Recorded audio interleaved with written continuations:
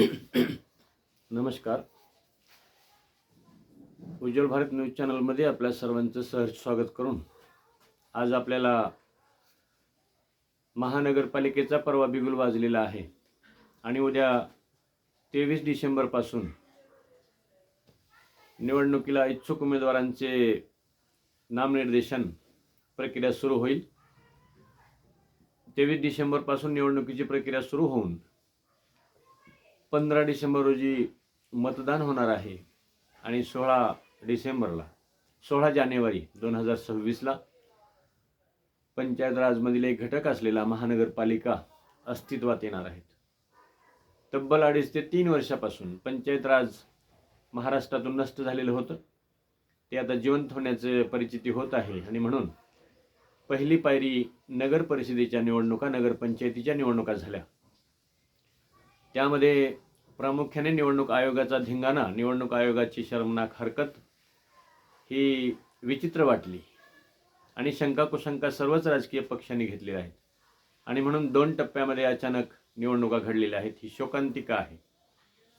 महानगरपालिकेला आता काय होतंय याची परिस्थिती येईलच, परंतु महानगरपालिकेच्या निवडणुका लागलेल्या असताना जुने चेहरे तेच आहेत आणि नेते तेच आहेत, परंतु शिळ्याकडीला ऊत म्हणून चेहरे फक्त बदलण्याचा प्रयत्न होत आहे.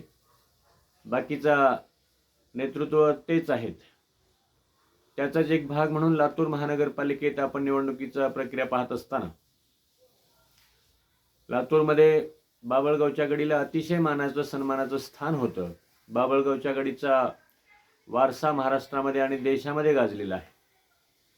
मांजरा शुगर पॅटर्नच्या माध्यमातून, शैक्षणिक लातूर पॅटर्नच्या माध्यमातून लातूरचा नावलौकिक जगामध्ये पसरलेला आहे आणि त्याचं नेतृत्व देशमुख परिवाराला जाते. परंतु आज आपण बाभळगावच्या गडीकडे पाहिलं तर 4 महिन्यापूर्वी विकास कामाचा शुभारंभ करत असताना काँग्रेसचा देशमुख गट आणि भाजपचा अजित पाटील गट, कव्हेकर गट यांच्यामध्ये अक्षी तुंबळ हाणामारी झाली. अनेक ओंगळ चित्र लातूरकरांसोबत महाराष्ट्राला दाखवण्याचा प्रयत्न झाला. या उदाहरणातून दिसून आले एकंदर की बाभळगावची गडी आज तरी खिळखिळी होताना दिसत आहे. कारण संपूर्ण देशामध्ये असेल, महाराष्ट्रामध्ये असेल, पंचायत राजमध्ये असेल, संपूर्ण भारतीय जनता पार्टी आणि त्यांचे त्रिकूट असलेले एकनाथ शिंदेची शिवसेना आणि अजित पवार यांची राष्ट्रवादी यांचा सत्ता आणि वावगं ठरणार नाही हा जो शब्द वापरला तर सत्तेची उन्माद किंवा मस्ती तर दर्शन महाराष्ट्रात घडताना दिसत आहे.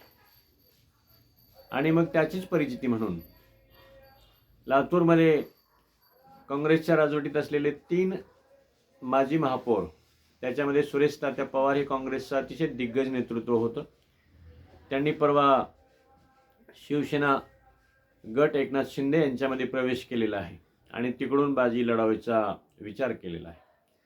दुसरीकडे आपण काँग्रेसचा अमित देशमुख यांचे उजवा हात असलेले माजी महापौर विक्रांत गोजमगुंडे यांनीही अजित पवार राष्ट्रवादी गटामध्ये प्रवेश केलेला आहे आणि काँग्रेसचं एक प्रकारचं वजन, एक प्रकारची शक्ती कमी करण्याचा प्रयत्न केलेला आहे.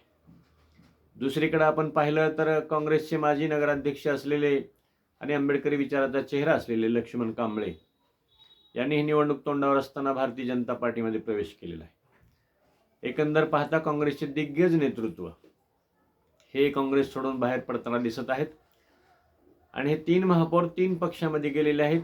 कोणत्या पक्षात गेलेले आहेत तर ज्या पक्षामध्ये ते गेलेले आहेत त्याच पक्षाची महाराष्ट्रभर निर्विवाद सत्ता आहे. कारण एकनाथ शिंदे हे विद्यमान महाराष्ट्राचे उपमुख्यमंत्री आहेत, अजित पवार महाराष्ट्राचे विद्यमान उपमुख्यमंत्री आहेत आणि देवेंद्र फडणवीस तर महाराष्ट्राचे मुख्यमंत्री आहेत आणि या त्रिकुटाचंच निर्विवाद सत्ता महाराष्ट्रामध्ये चाललेली आहे. आणि या त्रिकुटाच्या ऐक्यातून एकंदर बाभळगावच्या गडीला शक्तिशाली पर्याय या ठिकाणी उभारलेला दिसत आहे.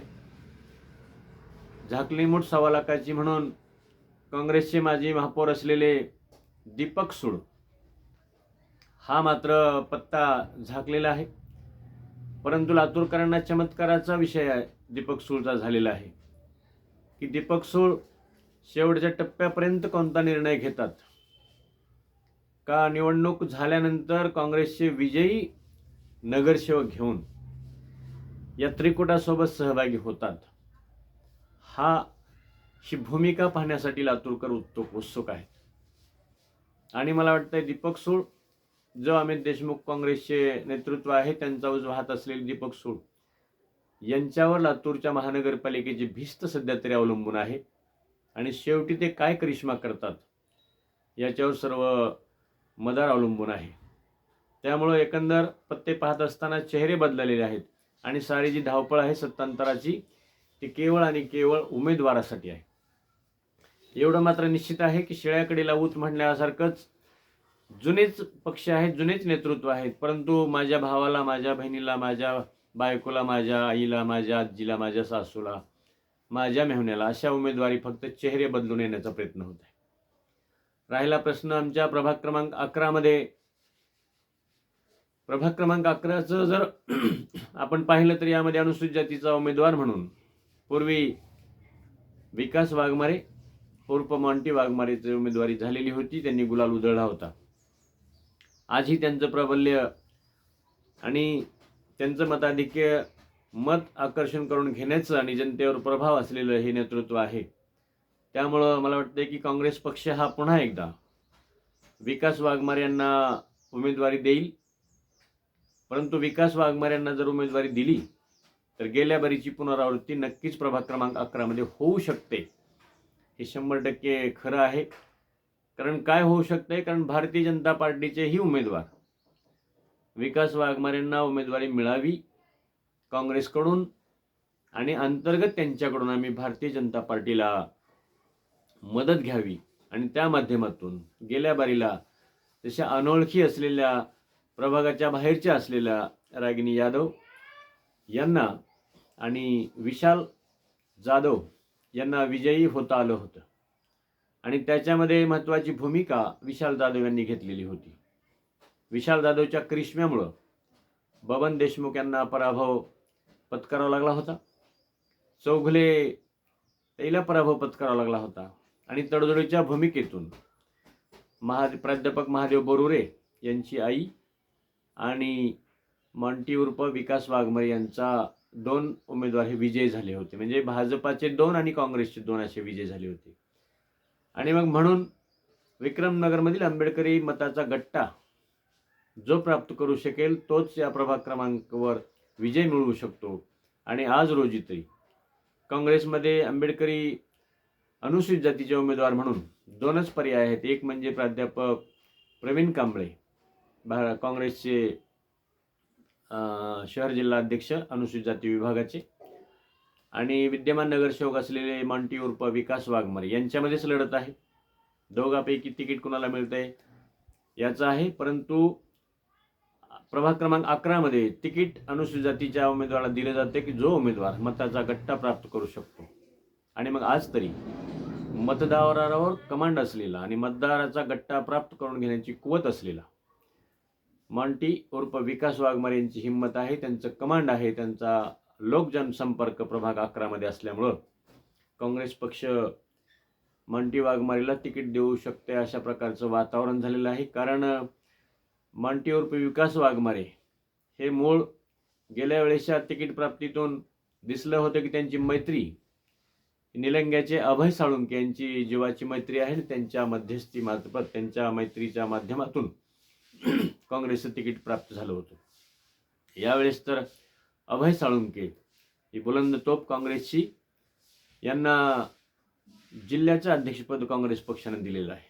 आणि त्यामुळं काँग्रेसचे जिल्हा अध्यक्ष ग्रामीण भागाचे अभय साळुंके असल्यामुळं निश्चितच यावेळेस त्यांचं पारडं जड होईल आणि मॉन्टी उर्फ विकास वाघमारे यांना काँग्रेसचं तिकीट प्राप्त होईल. एकंदर असं वाटतंय. कर्तृत्व पाहत असताना प्राध्यापक प्रवीण कांबळे यांनी अतिशय चांगल्या प्रकारचं पक्ष बांधणी केलेली आहे. सामाजिक आणि पक्षाचं कार्य देखील चांगल्या प्रमाणे प्राध्यापक प्रवीण कांबळे यांनी शहरामध्ये केलेलं आहे.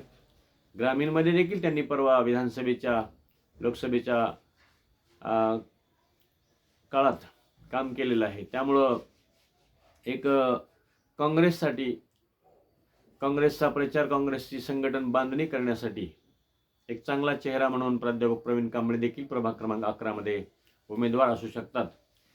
परंतु इथली अट जी आहे, विक्रमनगरमधून आंबेडकरी मताचा गठ्ठा जो प्राप्त करेल तो उमेदवार निश्चित होतो. आणि मग मताचा गठ्ठा प्राप्त करण्याची कुवत मात्र मॉन्टी उर्फ विकास वाघमारे मध्ये असल्यामुळं विकास वाघमारेंनाही तिकीट या ठिकाणी काँग्रेसचे मिळू शकते. परंतु विकास वाघमारेंना तिकीट मिळाल्यानंतर काँग्रेसचे 4 उमेदवार निवडून येऊ शकत नाहीत, काँग्रेसचे 2च निवडून येऊ शकतात, हा विश्वास त्या ठिकाणी दिसतो.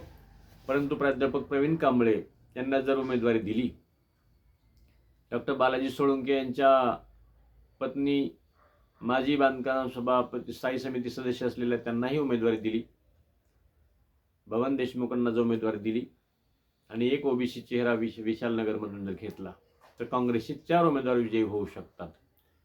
परंतु या प्रभागामध्ये भारतीय जनता पार्टीच्या रागिनी यादव एकमेव महिला उमेदवार आहेत. त्यांनी भारतीय जनता पार्टीचं जिल्हा अध्यक्षपद महिला आघाडीचं भूषवलेलं आहे. विद्यमान त्या शहराच्या महासचिव आहेत आणि या पद किती असतील, परंतु त्यांचं नाव लौकिक आणि त्यांचा जनसंपर्क प्रभाग क्रमांक 11 मध्ये एवढा वाढलेला आहे की घरातून 4 मतदान करायचे 4 उमेदवाराला, परंतु 4 उमेदवाराला मतदान करण्यापेक्षा एक मतदान मात्र रागिनी यादव यांच्यासाठी निश्चित झालेलं आहे. आणि त्यामुळं प्रभाग क्रमांक 11 मध्ये निर्विवाद आणि मोठ्या प्रमाणावर मताधिक्यानं विजयी होणारा उमेदवार जर कोण असेल तर तो म्हणजे रागिनी यादव असतील. आणि म्हणून रागिनी यादव यांना भारतीय जनता पार्टीनं पहिलं तिकीट दिलं पाहिजे आणि प्रभाग क्रमांक 11 मध्ये विकासी चेहरा असेल, लोक जनसंपर्काचा चेहरा असेल तर रागिनी यादव यांना भारतीय जनता पार्टीचं तिकीट द्यावं. कारण भारतीय जनता पार्टीचंच पक्ष बांधणी त्यांनी केलेली आहे, पक्षाच्या पदाला देखील त्यांनी न्याय दिलेला आहे आणि जनसंपर्क पक्षाच्या बाहेर जाऊन घराचं नातं जोडून त्यांनी एक विश्वासार्हता प्रभाग क्रमांक 11 मध्ये कमवलेली आहे. त्याचा फायदा भारतीय जनता पार्टीला होईल आणि या ठिकाणी कोणताही उमेदवार काँग्रेसचा असो, भाजपाचा मात्र रागिनी यादव या निवडून येऊ शकतात. प्रभाग क्रमांक 10 मध्ये दीपक सोळ यांचं वर्चस्व आहेच.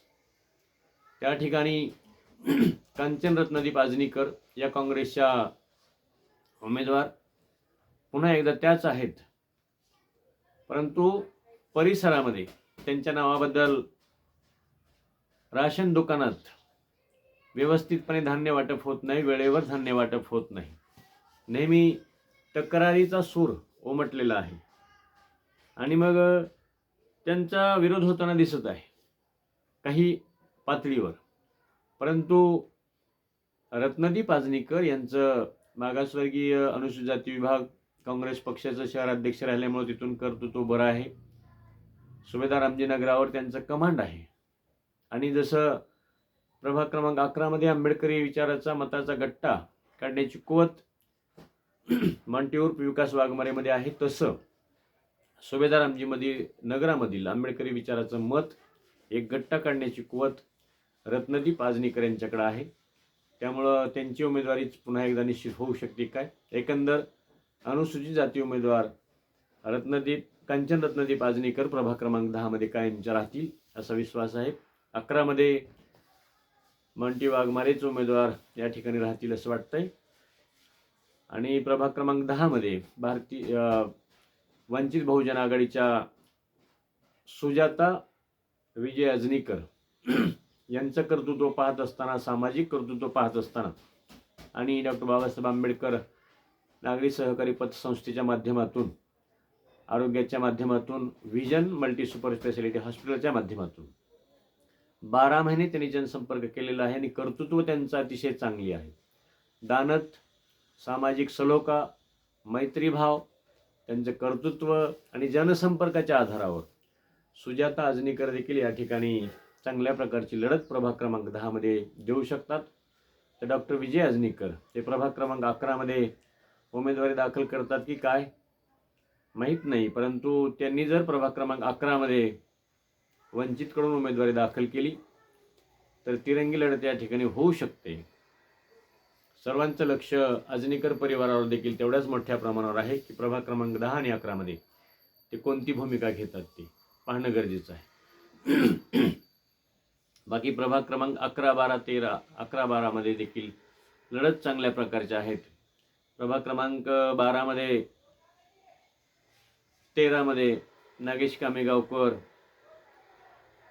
दीपिका बनसोडे, किरण बनसोडे, कुणाल श्रंगारे यांची उमेदवारी आहेत. एकंदर पाहत असताना आपण जर पाहिलं तर बौद्धनगरच्या मतदारसंघामध्ये आतिश कांबळे भारतीय जनता पार्टी आणि आतिश चिकटे, ॲडव्होकेट आतिश चिकटे काँग्रेस यांच्यामध्ये तुल्यबळ लढत होण्याची चिन्ह आहेत. काही असो, परंतु लाला सुरवसे राष्ट्रवादी काँग्रेस अजित पवार गटाचे एक कर्तृत्ववान होतकरू चेहरा आहे. हा चेहरा यावेळेस महानगरपालिकेत प्रवेश करतोय असं दिसतंय. राष्ट्रवादीचे बाबा गायकवाड, अजित पवार गट हेही प्रभावी आणि कुशल नेतृत्व आहे. एकंदर महाराष्ट्रातून महानगरपालिकेचं राजकारण पाहण्यापेक्षा लातूरचं राजकारण जर पाहिलं तर भविष्यात नक्कीच महाराष्ट्रात जे त्रिकूट आहे त्याच त्रिकुटाची सत्ता लातूर महानगरपालिकेवर येण्याची शक्यता आहे. आणि पुन्हा 2025-2026ची लातूर महानगरपालिका काँग्रेसच्या हातातून जाऊन ती महाराष्ट्राच्या त्रिकुटाच्या हातामध्ये येण्याची शक्यता वर्तवली जात आहे. बघूया येणारा काळ. परंतु आज ज्या ताज्या घडामोडी होत आहेत, एकंदर पाहता बाभळगावच्या गडीला सुरंग लागण्याची शक्यता आहे. बाभळगावच्या गडीला धूळ चाटते की काय अशा प्रकारचा संभ्रम निर्माण झालेला आहे. पाहूया येणारा काळ काय होत होती. परंतु लातूरकरांना जाहीर असं आव्हान आहे की आपण आचारसंहितेचं शिस्त पाळावी आणि पैशाच्या आमिषाला बळी न पडता जनसंपर्क असलेले, लोकहितेशी असलेले, विकासी दृष्टी असलेले उमेदवार आपण शोधून त्यांना कोणाच्याही कसल्या आमिषाला बळी न पडता शांततेनं, सौहार्दानं, सलोख्यानं मतदान करावं आणि लातूरचा महापौर, लातूरचा चेहरा मोहरा बदलणारा, लातूरच्या विकासाचा दृष्टी देणारा एक महापौर आणि लातूरची महानगरपालिका अस्तित्व आणण्यासाठी सर्व लातूरकरांनी प्रयत्न करावेत. आणि प्रत्येक मतदाराने मतदानाचं पुण्यकर्म हे पवित्र कर्म आपण करावं असं जाहीर आवाहन करून मी उज्ज्वल भारत न्यूज चॅनलचा वृत्तनिवेदक विलास घारगावकर आपल्या सर्वांनाच पुन्हा एकदा या निवडणुकीसाठी शुभेच्छा देतो. आणि आपण सहकार्य करून शांततेमध्ये लातूर महानगरपालिकेच्या निवडणुका कराव्यात असं आवाहन करून आपल्या या उज्ज्वल भारत न्यूज चॅनलला लाईक करा, शेअर करा, सबस्क्राईब करा आणि जाहिराती देण्यासाठी 87 93 30 93 15 या नंबरवरती आपण सर्वांनी सहकार्य करावं एवढीच विनंती करतो. या ठिकाणी वृत्त थांबवतो. धन्यवाद.